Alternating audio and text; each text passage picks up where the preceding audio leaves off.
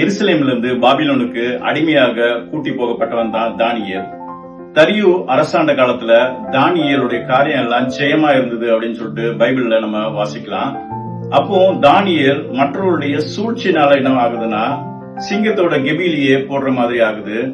ராஜா அவனை கெபில போடும் போச்சுல என்ன சொல்றாருன்னா, நீ ஆராதிக்கிற தேவன் உன்னை காப்பாற்ற வல்லவரா இருக்கிறார் அப்படின்னு சொல்லிட்டு அவனை கெபில போடுறாரு. ஏன்னா ராஜாக்கு தானியலை பத்தி ரொம்ப நல்லா தெரியும். அவனை காப்பாத்துறக்கா வேண்டி அவரு நிறைய ட்ரை பண்ணும் போச்சுல அவனை காப்பாத்த முடியாம போயிடுச்சு. ஒரு ராஜாவாலே என்ன பண்ண முடியலன்னா தானியலை காப்பாத்த முடியல. அப்போ அவனை சிங்கத்தோட கெபில போட்டாச்சு. நைட்டு ஃபுல்லா ராஜாக்கு தூக்கமே இல்ல.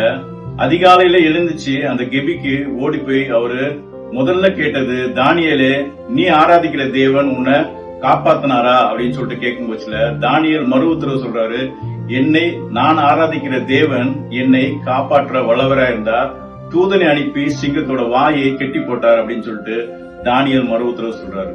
உடனே அவனை அந்த கெபில இருந்து ராஜா தூக்கி எடுத்துட்டு அவரு ஒரு அனௌன்ஸ்மெண்ட் அந்த தேசத்துக்கே கொடுக்கிறாரு, தானியேல் ஆராதிக்கிற தேவன் தான் உண்மையுள்ள தேவன் அப்படின்னு சொல்லிட்டு ஒரு அனௌன்ஸ்மெண்ட் கொடுக்கிறாரு.